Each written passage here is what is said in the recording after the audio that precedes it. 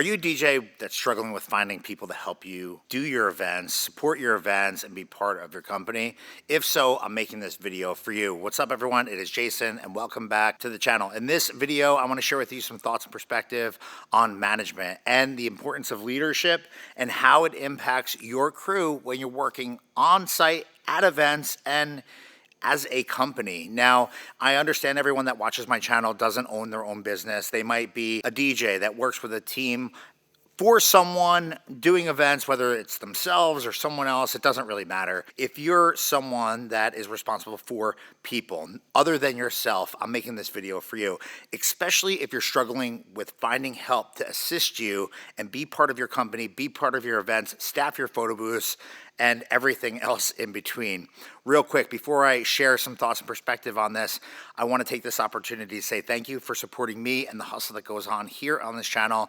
And if you're new to the channel, I want to invite you to support me and this channel with some sub love down below. Please click subscribe, click that little bell, and stay in the know every time I drop a video here on this channel, all geared to help people in the entertainment space in the event industry level up, whether it's their business performance and everything else in between. I try to share a lot of perspective, thoughts, opinions, reviews based on my own experiences as a company owner and a performing DJ for now as a full-time DJ for just about 15 years. And man, my whole life is this industry. I would appreciate your support and I would love your support, so make sure that you do that. Now, let's talk about staffing. Let's talk about leadership. Let's talk about management. It's some things that sometimes people don't understand. If you're a DJ that's struggling with finding help or retaining help, chances are it's because it's something that you're doing. And I think it's important to understand that if you're responsible for a team, you're responsible for not just getting the work done for that one event, but you're responsible for their interpretation of why and how and what they're doing, why they want to work, and how they're working. The thing I'm trying to say is, as someone that has worked in the world, and not even before, let's take entertainment out of the equation. I worked in corporate America, and I worked for a boss. I had a boss. He was a manager. He was awesome. I loved working for him. I got transferred to a new manager. He was a higher level person within the company that I worked for. I loved working for him. Then one day I got transferred to a manager who I didn't really connect with. He didn't really understand me. He didn't take time to understand who I was, what I was about. He didn't take time to understand the projects we were working on. He was essentially transferred into this role and he just went about his day. He was kind of on cruise control waiting for retirement. And it really impacted me. It impacted me so much that after working for this person for like 6 months, it got to a point where I was like, yo, I don't even want to do this anymore. And it eventually caused me to leave that path and start what is now known as the SCE Event Group. And I'm grateful for that opportunity. But if I was happy, who knows if I would have left.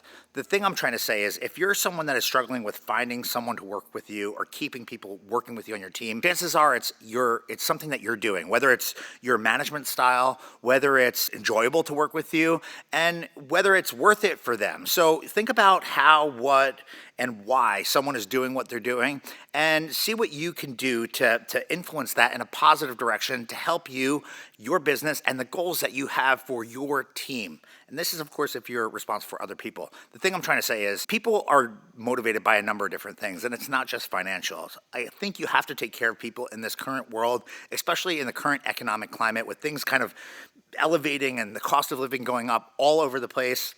You have to take care of people. That's first and foremost. But I think people are willing to take sometimes an opportunity if it presents something that's enjoyable to them, or it's something that maybe has a path for them in the future. People enjoy being part of something that's bigger than just themselves. And if people are enjoying themselves, I think people will take on responsibilities that might not even be the best fit from them for a financial perspective, because when you enjoy yourself and you're happy, I think the money, it's part of the equation, but it almost becomes a smaller part of the equation than someone who might not be happy, but is just chasing dollars and cents. The point of what I'm saying is you have to understand what the motivating factors are, and you have to look at what you're doing to the people when they're working with you. You know, here at SCE, I have people that work for me for greater than 10 years that could easily go off and start their own business and be very, very successful. Why do they stay? I think it's because of my management style and because of the opportunities that we all create for each other. I think the world of SCE is a really cool place to be. It's a big family, and it's so much more than just doing parties or rocking events. It's a creative foundation for many of the people that work here, and you get to share these experiences with other people that are creatives who really appreciate effort, who support one another. And I feel like it's bigger than just the singular, right? I think there's power in collaboration. It's something I've always talked about, and I think that as long as they're taken care of, as long as everything is very fair, and as long as there's kind of a plan to get from point A to point C or D or E, that people will stay. And I think that's kind of the thing that's gone on with me. I think of things that I've done in my life and people that have worked on my team. I think they can easily go and find something, whether it be bartending or doing this or doing that, where they could maybe make more money. But is it worth it? Is it going to be consistent? Can they rely on it? And I think consistency comes into this equation. The point of what I'm saying is if you're struggling staffing your team, if you're struggling keeping people on your team, look at what you're doing for them and ask yourself the question, why would I want to work for me? Why would I want to be part of that? And if you can find a flaw in that answer and you have maybe a struggle answering that question, you need to make some adjustments. And it might be your management style, it might be your leadership style, but I think it's something that you can adjust. Again, where I'm going with this, if you're struggling with your team, whether it's employing people or it's keeping people on board, chances are it's something that you're doing. So think about and consider restructuring the way you work. Think about how you talk to people, what you're asking of people. Maybe it's your communication. Maybe you have a short fuse and you get stressed out when you're put under pressure. Think about all of these things and consider why someone wouldn't want to work for you that maybe had an opportunity that didn't really come together the way that you intended for them to work with you. And you can always ask them too. I think that's part of the equation. You got to be like very forthcoming with stuff. I think keeping people, retaining people, and attracting people comes down to a couple things. First and foremost, it has to make financial sense. Second, it has to be consistent, and you have to have a plan for someone. You have to take the time to listen to what their goals are, and you need to support that however you can with whatever you can.